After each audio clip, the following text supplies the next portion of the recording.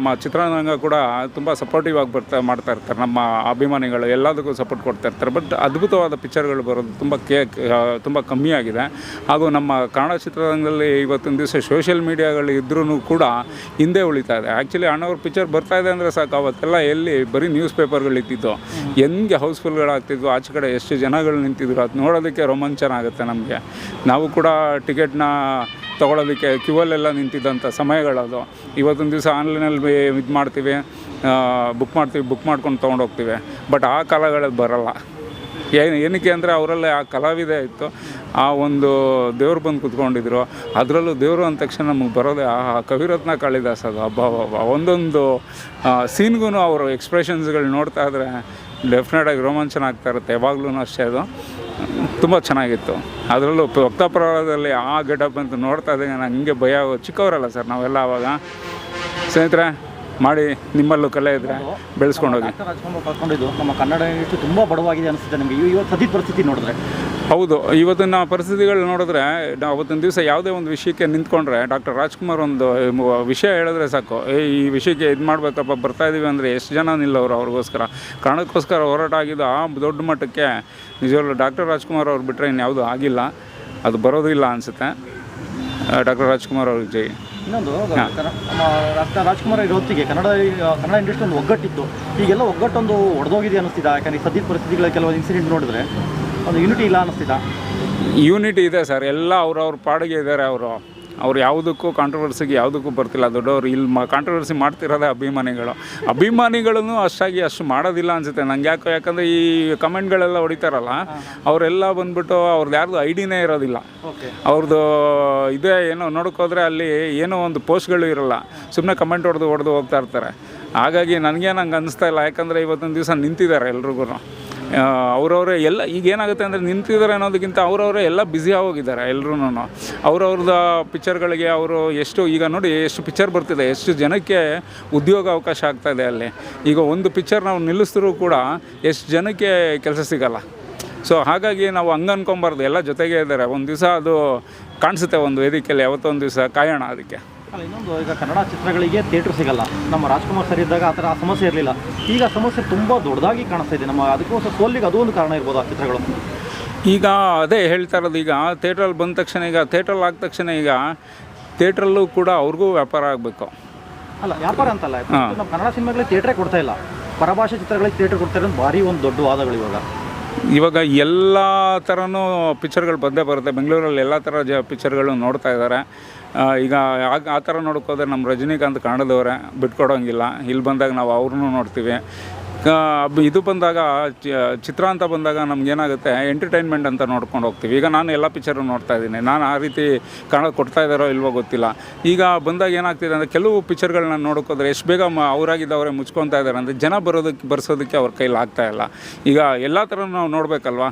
ಈಗ ಒಂದು ಕಡೆ ಇಂಡಸ್ಟ್ರಿ ಪಿಕ್ಚರ್ ತೆಗೆದ ನಂತರ ನೀವು ಸುಮ್ಮನೆ ಹಾಗೆ ಓಡಿಸ್ರು ಅವ್ರು ಇದೆಲ್ಲಿದೆ, ಥಿಯೇಟ್ರಿಗೆ ಕಟ್ಟೋಷ್ಟು ದುಡ್ಡಿದೆಯಾ ಅವ್ರಿಗೆ, ಅವೆಲ್ಲ ನೋಡ್ತಾ ಹೋಗ್ಬೇಕಾಗುತ್ತೆ. ಎಲ್ಲ ಲಾಸ್ ಕಡೆಗೂ ಅವ್ರಿಗೂ ಲಾಸ್ ಮಾಡ್ಕೊಬಾರ್ದು, ಆ ರೀತಿಯಲ್ಲಿ ಅವರು ಕ್ಲೋಸ್ ಮಾಡ್ಕೊಂಡು ಹೋಗ್ತಾ ಇದ್ದಾರೆ. ಬಟ್ ಸೋಷಿಯಲ್ ಮೀಡಿಯಾ ಯಾಕೆ ಯೂಸ್ ಮಾಡ್ತಿಲ್ಲ ಇವ್ರು ಯಾರೂ? ಎಲ್ಲಿ ಈಗ ಹೊಸ ಪಿಕ್ಚರ್ ಯಾವುದಾದ್ರೂ ಹೇಳ್ಬೇಕಂದ್ರೆ ಇವತ್ತೊಂದು ದಿವಸ ವಿದ್ಯಾಪತಿ ಅನ್ನೋದು ಬಂದಿದೆ. ಅದೊಂದು ಬಿಟ್ಟರೆ ಅದು ಏನಕ್ಕೆ ಗೊತ್ತಾಗ್ತಿದೆ ಜಾಸ್ತಿ ಅಂತ ಹೇಳಿದ್ರೆ, ಪಕ್ಕದಲ್ಲಿರೋ ವಾಮನ ಪಿಕ್ಚರು ತುಂಬ ಇದಾಯಿತು, ಪ್ರಮೋಷನ್ಗಳಾದವು. ವಿದ್ಯಾಪತಿದೆಲ್ಲ ಆಯಿತು ಅಷ್ಟೊಂದು ಪ್ರಮೋಷನ್ ನಾನು ನೋಡಲಿಲ್ಲ. ಅಲ್ಲಿ ಹೋದ್ಮೇಲೆ ನಮ್ಗೆ ಗೊತ್ತಾಯಿತು ವಿದ್ಯಾಪತಿ ಅನ್ನೋದಿದೆ ಅಂತ. ಇವೆಲ್ಲ ನಮ್ಗೆ ಕೊಡ್ತಾ ಇದ್ದಾಗ ಏನಾಗುತ್ತೆ ಸರ್, ನಾವು ಹುಡ್ಕೊಂಡು ಹೋಗ್ಬಾರ್ದು. ಅವ್ರು ನಮ್ಮ ಹತ್ರ ಇದೆ ಅಂತ ಅವತ್ತು ಕಳಿಸ್ಬೇಕು. ಇವತ್ತೊಂದು ಮೊದಲ ಥರ ನಾವೇನು ಹುಡ್ಕೊಂಡು ಹೋಗ್ಬೇಕಾ ಸರ್? ಒಂದು ಸೋಷಿಯಲ್ ಮೀಡಿಯಲ್ಲಿ ಹಾಕಿದ್ರೆ ಎಷ್ಟು ಕಡೆ ಲಕ್ಷಾಂತರ ಜನರು ನೋಡ್ತಾರೆ. ಅಂಥದ್ರಲ್ಲಿ ಯಾವುದಕ್ಕೆ ನೋಡೋಲ್ಲ? ನಾವು ಹೋಗಲ್ವ ಸರ್? ಎಷ್ಟು ಪಿಕ್ಚರ್ಗೆ ಹೋಗ್ತೀವಿ. ಇವಾಗ ನೆಕ್ಸ್ಟ್ ಯಾವುದು ಸರ್ ಅದು? ಚಂದ್ರಹಾಸ ಅವ್ರದ್ದು ನಮ್ಮ ಶಿವಾನಂದ ಒಂದು ಬರ್ತಾಯಿದೆ. ಅದು ಒಂದು ಸೀನಲ್ಲಿ ಬಂದೋದ್ರೂ ಅದು ಎಷ್ಟು ಪ್ರಸಿದ್ಧಿ ಆಗೋಗಿದೆ ಆಲ್ರೆಡಿ ಆ ಹೆಸರು.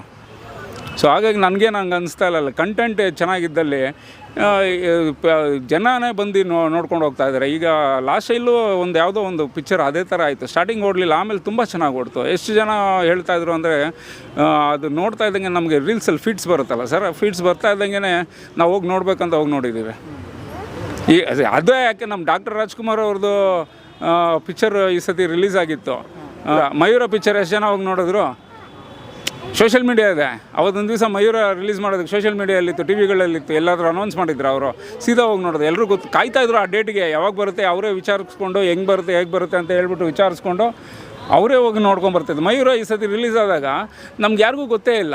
ಬಟ್ ನಾನೇನೋ ನೋಡಿದ ತಕ್ಷಣ ಟಕ್ಕಂತ ಹೋಗ್ಬಿಟ್ಟು ನಾನು ಹಾಕ್ಬಿಟ್ಟೆ ಅಲ್ಲಿ. ಅವೆಲ್ಲ ಸಿಗೋದಿಲ್ಲ ಸರ್ ಮತ್ತೆ ಸ್ಕ್ರೀನ್ಗಳಲ್ಲಿ ಮತ್ತೆ ನೋಡೋವಂಥದ್ದು. ಅದು ಮಯೂರ ಅವ್ರದ್ದು ಏನಕ್ಕೆ ಬಂತು ಅಂದರೆ ಮೋಸ್ಟ್ಲಿ ಅದು 50 ವರ್ಷ ಆಗಿತ್ತು ಪಿಕ್ಚರ್ ರಿಲೀಸ್ ಆಗಿ, ಹಾಗಾಗಿ ಬಂದಿತ್ತು. ಇವೆಲ್ಲ ರಿಲೀಸ್ ಮಾಡ್ತಾ ಇರೋದು ನಮ್ಮ ಅಣ್ಣವ್ರದ್ದು ರಿಲೀಸ್ ಮಾಡ್ತಾ ಇರಬೇಕು ಪಿಕ್ಚರ್ಗಳು, ರಿಲೀಸ್ನ ದಯವಿಟ್ಟು ಯಾರಿದ್ದೀರೋ ಅವ್ರು ದಯವಿಟ್ಟು ರಿಲೀಸ್ ಮಾಡಿಕೊಡಿ, ನಾವು ಕಾಯ್ತಾ ಇರ್ತೀವಿ. ಭಕ್ತ ಪ್ರಹ್ಲಾದ ಪ್ಲೀಸ್. ಇನ್ನೊಂದು ನಮ್ಮ ಅಣ್ಣವರು ಜೀವನದಲ್ಲಾಗಲಿ ಸಿನಿ ಜೀವನದಿಂದಲಾಗಿ ಒಂದು ಕಪ್ಪು ಚುಕ್ಕೆನೂ ಇರಲಿಲ್ಲ, ಅಂದರೆ ಇಲ್ದಲ್ಲೇ ಬದುಕ್ತವರು. ಮತ್ತು ಸಿನಿಮಾಗಳಲ್ಲಿ ಒಂದು ಸಂದೇಶ ಇಟ್ಕೊಂಡು ಬರ್ತಿದ್ರು. ಯಾವುದೇ ಒಂದು ಸಿನಿಮಾ ಮಾಡಿದ್ರು ಅದರಲ್ಲೊಂದು ಸಮಾಜಕ್ಕೆ ಒಂದು ಸಂದೇಶ ಇರ್ತಿತ್ತು. ಇವತ್ತಿನ ಹೀರೋಗಳು ಎಲ್ಲೋ ಎಡುತ್ತಾ ಇದ್ದಾರೆ ಒಂದು ಚಿತ್ರ ಆಯ್ಕೆ ಮಾಡ್ಕೊಳ್ಳೋದ್ರಲ್ಲಿ ಮತ್ತೊಂದರಲ್ಲಿ ಅಂತ ಅನಿಸ್ತಿದೆ ನಿಮಗೆ? ಸರ್ ಅದೇ ಒಂದು ಹೇಳ್ತೀನಿ ನಾನೀಗ. ಈ ಒಂದು ಪ್ರಶ್ನೆಗೆ ಡಾಕ್ಟರ್ ರಾಜ್ಕುಮಾರ್ ಅವರು ನಮ್ಮ ಬಂಗಾರದ ಮನುಷ್ಯ ಪಿಕ್ಚರ್ ಮಾಡಿದಾಗ ಎಷ್ಟು ಜನ ಹೋಗಿ ಇದು ಏನೋ ರೈತರಾದರು ಆಯಿತಾ. ಅದೇ ರೀತಿ ನಮ್ಮ ಭೀಮಾ ಪಿಕ್ಚರು ಬಂತು. ಭೀಮಾ ಪಿಕ್ಚರ್ ಬಂದಾಗಲೂ ಒಂದು ಉದ್ದೇಶ ಇಟ್ಕೊಂಡೆ ಮಾಡಿದ್ರು ಅವರು. ಆ ಒಂದು ಟ್ಯಾಬ್ಲೆಟು ಡ್ರಗ್ಸ್ಗಳು ಇದು ಯಾವ ರೀತಿ ಯೂಸ್ ಆಗುತ್ತೆ ಅಂತೇಳಿ ಅವರು ಇದು ಮಾಡಿದ್ರು. ಎಷ್ಟು ಕಡೆ ಬ್ಯಾನ್ ಆಯಿತು ಸರ್.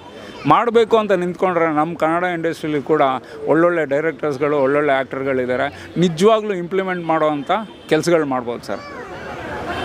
ಅದೇ ಶಬ್ದವೇದಿಲು ಅದೇ ಒಂದು ಕಾನ್ಸೆಪ್ಟಲ್ಲೇ ಮಾಡಿದ್ರು, ಡ್ರಗ್ಸ್ ಬಗ್ಗೆ ಒಂದು ಹೌದು ಅದೇ ಸಂದೇಶವನ್ನು ಕೊಟ್ಟೋಗಿದ್ರು. ಹೌದು, ಶಬ್ದವೇದಿಲು ಕೂಡ ಡ್ರಗ್ಸ್ ಬಗ್ಗೆನೇ ಮಾಡ್ಕೊಂಡು ಹೋದರು. ಒಟ್ಟಿನಲ್ಲಿ ಮಾಡಬೇಕು ಅಂತ ನಿಂತ್ಕೊಂಡ್ರೆ ಏನಾದರೂ ಮಾಡ್ಬೋದು ಸರ್. ನಮ್ಮ ಹೀರೋಗಳು ಬರೀ ಕಮರ್ಷಿಯಲ್ ಕಡೆ ಗಮನ ಕೊಡ್ತಾ ಇದ್ದಾರೆ ಅನ್ಕೊತೀನಿ. ಸಾಮಾಜಿಕ ಒಂದು ಸಂದೇಶ ಕೊಡೋದ್ರಲ್ಲಿ ಎಲ್ಲ ಎಡುತ್ತಾ ಇದ್ದಾರೆ. ಈಗ ಕಮರ್ಷಿಯಲ್ ಅಂತ ನೋಡೋಕೆ ಹೋದರೆ ಹೌದು, ಒಂದು ಕಡೆ ಯಾರಂದರೆ ಅವ್ರಿಗೆ ಕೊಡೋಕ್ಕಾಗಲ್ಲ ಸರ್ ಕಮರ್ಷಿಯಲ್ಲ.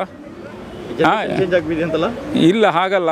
ಈಗ ಅವ್ರಿಗೆ ಅರ್ಹತೆ ಇರೋದಕ್ಕೆ ಕಮರ್ಷಿಯಲೈಸ್ ಆಗ್ತಾ ಇರೋದು. ಸುಮ್ಮನೆ ಯಾರಿಗಾರಿಗೂ ಕೊಡೋಕ್ಕಾಗಲ್ಲ, ಬೇರೆಯವ್ರಿಗೆ ಕೊಡಲಿ ಆಗಲ್ಲ, ಹಂಗೇನಿಲ್ಲ. ಅದು ಅವಕಾಶ ಇದೆ, ಕಷ್ಟ ಬಿದ್ದಿದ್ದಾರೆ, ಆ ಮಟ್ಟಕ್ಕೆ ಹೋಗಿದ್ದಾರೆ, ಹಾಗಾಗಿ ಅದು ಹೋಗ್ತಾ ಇರುತ್ತೆ. ಬಟ್ ನಮಗೆ ಬೇಕಾಗಿರೋದು ಏನಂದರೆ ನಮಗೆ ಏನಕ್ಕೋಸ್ಕರ ಅವ್ರು ಸಪೋರ್ಟ್ ಮಾಡಬೇಕಂತ ಅವ್ರು ಬಂದು ಸಪೋರ್ಟ್ ಮಾಡೋದ್ರಲ್ಲಿ ತುಂಬ ಅನುಕೂಲ ಆಗುತ್ತೆ. ನಮ್ಮ ಕನ್ನಡಕ್ಕೋಸ್ಕರ ದಯವಿಟ್ಟು ಅವರೆಲ್ಲ ಇದ್ದೇ ಇದ್ದಾರೆ, ನಾವೇನು ಹೇಳೋಂಗಿಲ್ಲ. ಇವಾಗೇನು ಇಶ್ಯೂಸ್ಗಳು ಇಲ್ಲ, ಯಾವುದೋ ಒಂದು ಇಶ್ಯೂ ಎತ್ಕೊಂಡು ಮಾತಾಡೋವಂಥದ್ದಿಲ್ಲ. ಇಶ್ಯೂ ಏನಿದೆ ಅಂದರೆ ನಮ್ಮ ಫ್ಯಾನ್ವರ್ಸ್ಗಳು ಅಷ್ಟೇ, ಅದು ಇದ್ದೇ ಇರುತ್ತೆ. ಅದು ಲೈಫ್ ಟೈಮ್ ಇರುತ್ತೆ. ಯಾರು ಬಂದು ಏನೂ ಚೇಂಜ್ ಮಾಡೋಕ್ಕೋಗಲ್ಲ, ಆಗೋಕ್ಕಾಗಲ್ಲ. ಅವರವರೇ ಚೇಂಜ್ ಆಗಬೇಕು. ಕೆಲಸದ ಕಡೆ ಗಮನ ಕೊಡೋಣ, ಒಳ್ಳೊಳ್ಳೆ ಕೆಲಸಗಳು ಮಾಡೋಣ. ಈಗ ನಿಮಗೆ ಗೊತ್ತಿರೋಂಗೆ ಪುನೀತ್ ರಾಜ್ಕುಮಾರ್ ಅವರ ಮೂರ್ತಿಗಳನ್ನ 1500 ಮೂರ್ತಿಗಳನ್ನ ಈಗ ಆಲ್ರೆಡಿ ಕೊಟ್ಟಿದ್ದೀನಿ.